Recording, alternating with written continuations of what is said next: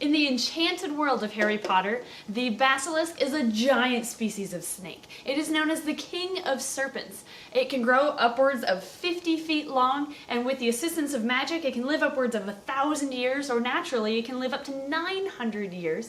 It is a green-bodied snake with bright yellow eyes, but did you know that it's not actually a snake at all? It is in fact a species of legless lizard. Let me prove it to you today.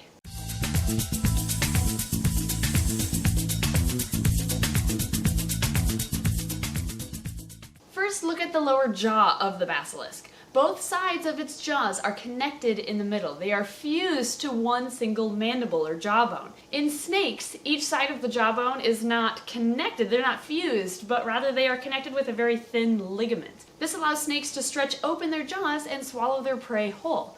But the basilisk's jaw is fused, and that is a trait of a lizard, including, of course, legless lizards. Second, look at the eyes of the basilisk. It has eyelids. Snakes do not have eyelids. Instead, they have a scale or a spectacle or an eye cap. It goes by several names. Regardless, it is a clear scale that is affixed over the eye and actually comes off with the rest of the shed skin. This is why snakes cannot blink. Even when they're asleep, their eyes are open. Lizards, on the other hand, many species of lizards anyway, have movable eyelids so they can in fact blink. Another big difference between lizards and snakes would be the style of scales that they have on their bellies. If you look at a lizard, they have these uniform scales that wrap around not only from their dorsal to their sides, but it also wraps around to their belly. So they have the same style of scale all around their body is what I'm trying to say. Whereas with snakes, they have these scales that are very uniform on the back and along the sides. However, on the belly of the snake, they have much larger, thicker belly scutes that spread across the entire belly. These thick scutes protect the snake's belly when they are slithering across rough surfaces. Now that you know that difference, take a look at the basilisk. It has belly scales that very closely resemble its back scales, which is not like a snake. A snake would have long ventral scutes along its entire belly. And finally, let's talk about ears. Lizards have holes on each side of their heads. Those are their ears through which they hear. Snakes also have ears, but they are hidden underneath their scaly skin. They are internal ears. And now take a look at that basilisk. It has ear holes. It is definitely a species of lizard.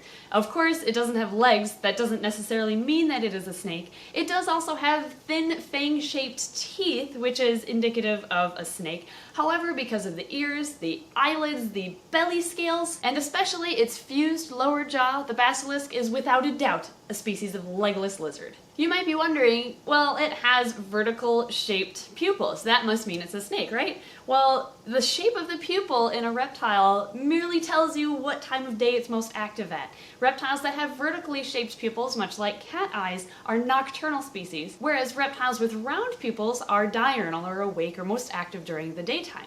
What confuses me about the basilisk is it does have vertically oriented pupils, meaning it is nocturnal, but legless lizards are actually a diurnal species, so the basilisk is just a unique species of legless lizard that happens to be nocturnal. This is easily explained by it just being an example of convergent evolution. Convergent evolution is when species of different ancestral origins develop similar characteristics or features. On the contrary, divergent evolution is when two or more animals with the same common ancestor will take different paths in evolution. One very well-known example of divergent evolution would be with Darwin's finches. Basically, all of these different species of finches evolved from a common ancestor, but they took different evolutionary paths so that they could specialize in eating different food items in the wild. Some grew larger beaks meant for cracking nuts or larger seeds. Some developed thinner beaks so that they could easily catch insects in the air, and this allowed them to eat different food items and not compete for the same type of food. That, again, is an example of divergent evolution. Since the basilisk is an example of convergent evolution, it evolved separately from legless lizards, but it fills the same niche or role that they do in the environment. They are natural burrowers. Both basilisks and legless lizards are burrowers.